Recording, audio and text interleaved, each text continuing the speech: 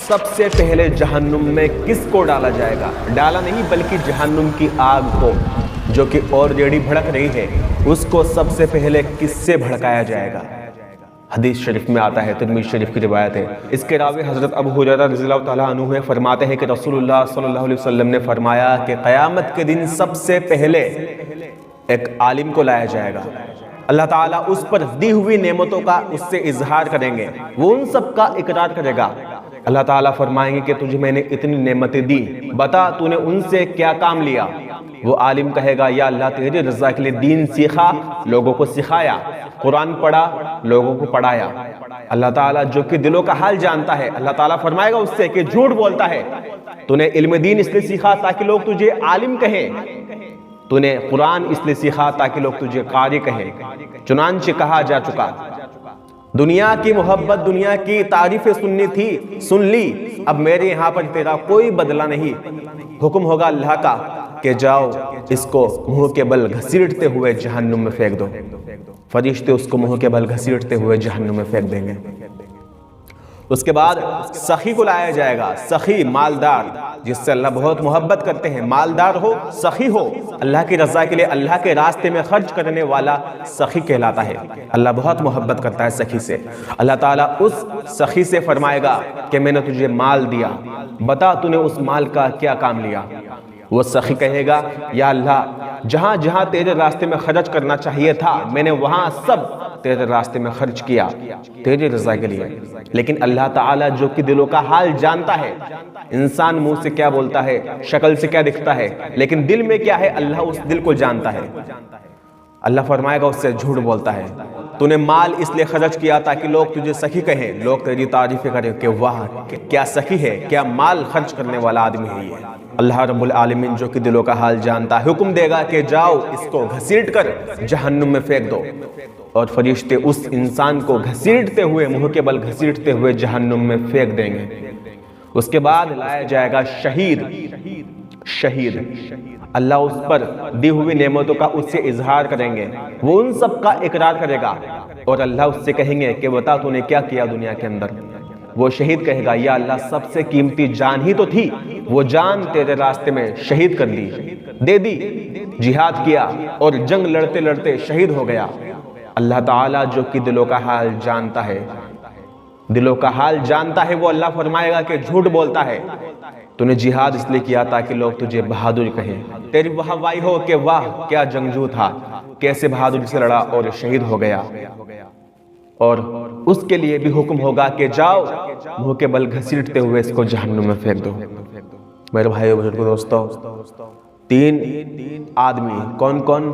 ایک عالم، ایک سخی اور ایک شہید، ان سب کا درجہ کتنا بڑا ہے۔ اور سخی جس کے بارے میں اللہ کے نبی نے فرمایا کہ اللہ کا محبوب بندہ، اللہ کے راہ میں خرچ کرنے والا، جہنم سے دور اور لوگوں کے قریب۔ اور شہید جس کا کیا درجہ ہے؟ حدیث شریف میں آتا ہے کہ شہید کے خون کا قطرہ زمین پر گرنے سے پہلے پہلے اس پر جنت واجب ہو جاتی ہے۔ لیکن کیا ہوا کہ دل میں نیت کیا تھی؟ دل میں کیا نیت تھی؟ لوگوں کو دکھانا، ریاکاری، دکھاوا، شو آف کرنا، سارا عمل برباد ہو گیا، سارا عمل برباد ہو گیا۔ ابھی موقع آنے والا ہے، کچھ مہینوں کے بعد بقرعید آئے گی۔ میں کسی پر فتویٰ نہیں لگا رہا، کسی پر الزام نہیں لگا رہا، کسی کے بارے میں برا نہیں بول رہا، لیکن جو کچھ ہوتا ہے بہت ساری جگہ وہ بتا رہا ہوں کہ لوگ دکھاوا کرتے ہیں، کہتے ہیں میرا بکرا 1 لاکھ کا ہے، میرا 50,000 کا، میرا 2 لاکھ کا۔ کیوں؟ اللہ نے تو صاف صاف فرما دیا کہ اللہ نے قرآن میں فرمایا ہے کہ ہم تک نہ تو تمہاری قربانیوں کا گوشت پہنچتا نہ ان کا خون، بلکہ ہمارے پاس تو تمہارا تقوی پہنچتا ہے، تمہارے دل کی نیت پہنچتی ہے کہ کس نیت سے تم نے قربانی کی ہے۔ ہر عمل میں بخاری شریف کی سب سے پہلی حدیث کیا ہے؟ انما الاعمال بالنیات، اعمال کا دار و مدار نیت پر ہے، جیسی نیت ہوگی ویسا فیصلہ ہوگا۔ اللہ کے واسطے اپنی نیتوں کو خالص صرف اللہ کی رضا کے لیے رکھیں۔ اگر آپ اللہ کی رضا کے لیے کام کرو گے تو آپ عمل نہیں بھی کرو گے تب بھی آپ کو ثواب مل جائے گا۔ حدیث شریف میں آتا ہے نا کہ کوئی انسان جو رات کو سویا اور اس کی نیت کیا تھی؟ تہجد پڑھنے کی، اور نیند کے غلبے کی وجہ سے وہ سوتا ہی رہ گیا، تب بھی اللہ تعالیٰ اس کے نام اعمال میں تہجد کا ثواب لکھ دیں گے۔ یہ کیوں؟ انما الاعمال بالنیات، اعمال کا دار و مدار نیت کے اوپر ہے۔ آپ کی نیت اچھی ہوگی، بھلے آپ سے عمل نہیں ہوا، لیکن اللہ آپ کو اس کا ثواب دینے پر قادر ہے۔ اور اگر دنیا کو دکھانے کے لیے احد پہاڑ کے برابر بھی سونا خرچ کر دیا، قیامت کے دن ایک نیکی نہیں ملے گی، الٹا پکڑ کا ذریعہ ہوگا کہ تو نے دنیا کو دکھانے کے لیے کیوں کیا، اللہ کے ساتھ شریک کیوں کیا۔ حدیث پاک میں آتا ہے کہ شرک خفی سے بچو۔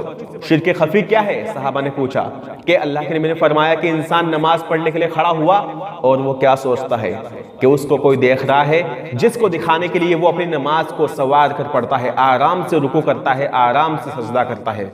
کیوں؟ تاکہ لوگ اس کو دیکھیں اور اس کو سوچے کہ واہ کیا نماز پڑھ رہا ہے ماشاءاللہ۔